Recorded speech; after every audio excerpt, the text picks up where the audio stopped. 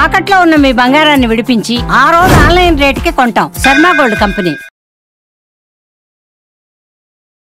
పితరౌ వందే పార్వతీ పరమేశ్వరౌ సదాశివ సమారంభాం శంకరాచార్య మధ్యమాం అస్మదాచార్య పర్యంతం వందే గురు పరంపరాం.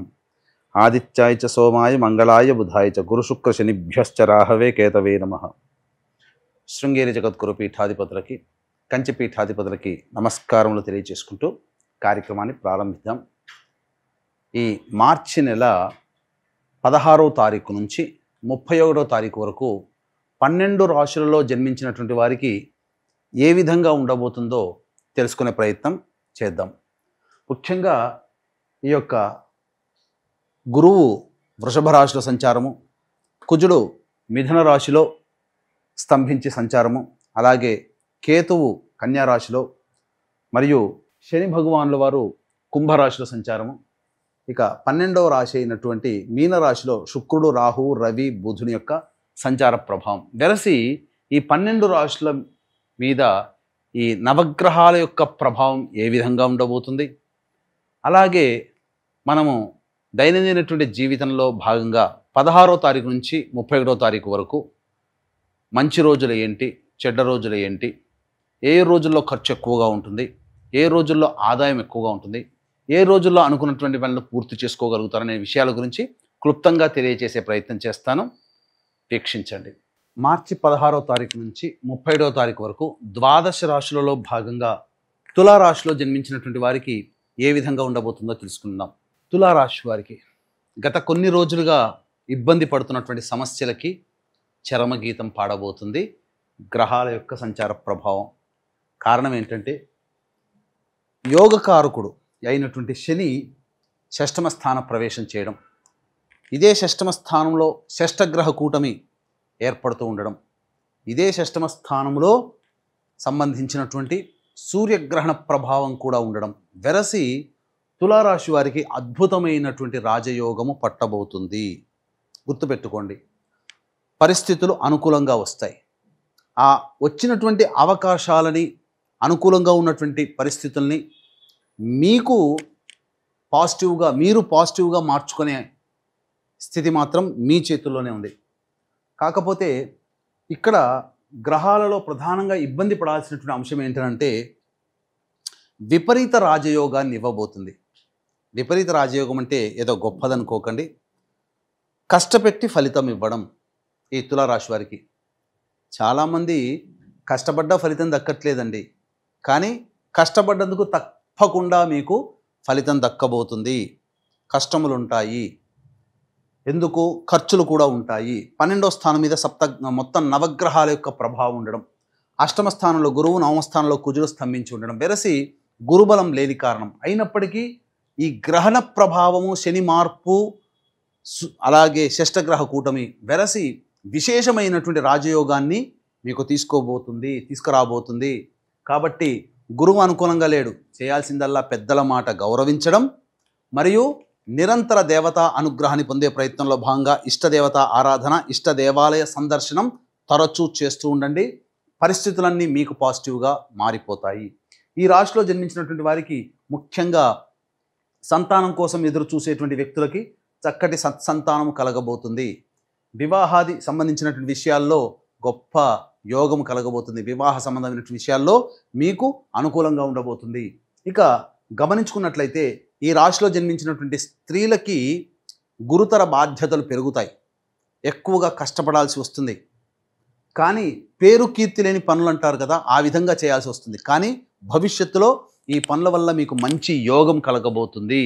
అంటే ఏదైనా వృత్తిలో ఉన్నవాడినైనా, వ్యాపారంలో ఉన్న మహిళలైనా, అలాగే ఉద్యోగంలో చేస్తున్నటువంటి మహిళలైనా కానీ మీ పని మీరు చేసుకునే ప్రయత్నం చేయండి. గురువు అనుకూలంగా లేడు, పెద్దల యొక్క, అధికారుల యొక్క ఒత్తిడి ఎక్కువగా ఉన్నప్పటికీ మీరన్నీ కూడాను సర్దుకుపోయే మనస్తత్వంతో, కుటుంబ పెద్దలతో కానీ కుటుంబ సభ్యులతో సర్దుకుపోయే మనస్తత్వం కనుక ఈ తులారాశిలో జన్మించినటువంటి మహిళలకు ఉన్నట్లయితే భవిష్యత్తు ఉగాది తర్వాత అద్భుతంగా మీ యొక్క జీవితం ఉండబోతుంది.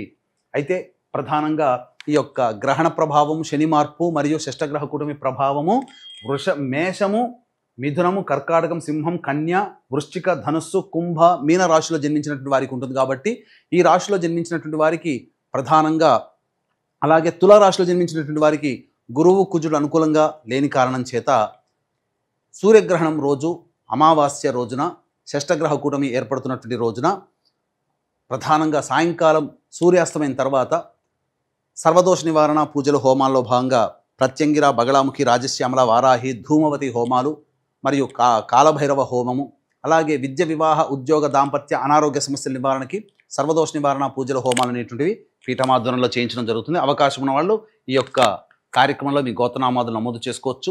అలాగే 16వ తారీఖు నుంచి 31వ తారీఖు వరకు రోజువారీగా ఏ విధంగా ఉండబోతుందో తెలుసుకునే ప్రయత్నం చేద్దాం. 16వ తారీఖు రోజున ప్రధానంగా ఖర్చులు అధికంగా ఉంటాయి, ప్రశాంతత లేని జీవితాన్ని గడపాల్సి వస్తుంది.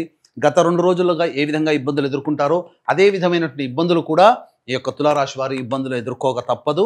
ముఖ్యంగా ఒక జిగ్జాగ్ వ్యవస్థలాగా ఉంటుంది. 17, 18, 19వ తారీఖులో కనుక చూసుకున్నట్లయితే పెండింగ్లో ఉన్నటువంటి పనులను పూర్తి చేసుకుంటారు, విందులు వినోదాల్లో పాల్గొంటారు, కుటుంబ సభ్యులు మిత్రులతో ఆనందంగా గడుపుతారు, ఒక రెస్పాన్సిబిలిటీస్ని పూర్తి చేసుకున్నామనే సంతోషంతో గడుపుతారు. 20, 21 ఈ తేదీల్లో కుటుంబ సభ్యులతో వాగ్వివాదాలు పెరుగుతాయి. అలాగే కుటుంబంలో ఉన్నటువంటి వ్యక్తుల మధ్య పొరపచ్చాలు పెరుగుతాయి, ధనపరమైనటువంటి నష్టము, మనస్సు చికాగ్గా ఉండడము, ఏ పని యందు లగ్నం లేకుండా ఉండడం ఉంటుంది.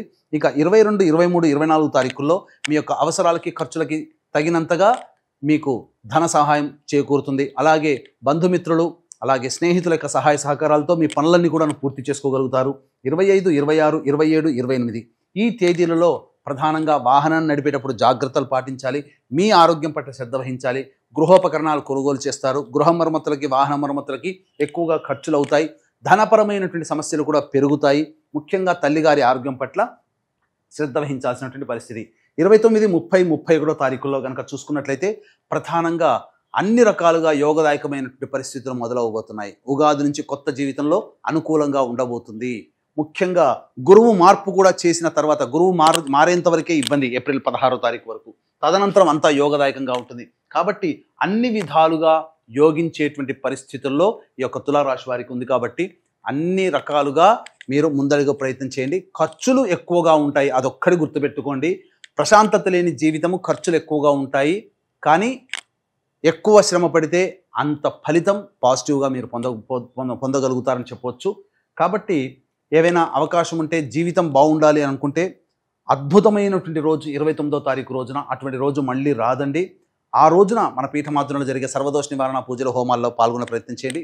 ఇప్పటి వరకు మీకు చెప్పినటువంటి విషయాల్లో కనుక చూసుకున్నట్లయితే ప్రధానంగా ఏవైనా జాతకపరంగా ఏవైనా సందేహాలు కానీ సమస్యలు కనుక ఉన్నట్లయితే కార్యక్రమ తదనంతరం కాంటాక్ట్ చేసి మీ యొక్క సందేహాలకు నివృత్తికి మార్గాలు తెలుసుకోవచ్చు. అలాగే ఏతావాత చెప్పొచ్చేది ఏమిటంటే ప్రధానంగా ఈ యొక్క తులారాశిలో జన్మించినటువంటి వారు 16వ తారీఖు, 20, 21 అలాగే 25, 26 తారీఖుల్లో ఖర్చులు అధికంగా ఉంటాయి. కాబట్టి జాగ్రత్తలు పాటించండి. మిగతా రోజుల్లో ఆనందదాయకమైనటువంటి పరిస్థితులు పొందుతానని చెప్పవచ్చు, సందేహం లేదు. అలాగే ఇష్టదేవత ఆరాధన, ఇష్ట దేవాలయ సందర్శనం తరచూ చేస్తున్నట్లయితే మంచి జరుగుతుంది. పెద్దల మాట గౌరవించండి, పెద్దలకి విలువ ఇవ్వండి, అన్ని విధాలుగా శుభయోగంగా ఉంటాయి. అలాగే ప్రధానంగా ఈ ఆస్తి వివాదాలకు సంబంధించినటువంటి ప్రయత్నాలు మొదలు పెడతారని చెప్పవచ్చు. సర్వం శ్రీ ఉమామహేశ్వర పరబ్రహ్మార్పణమస్తు.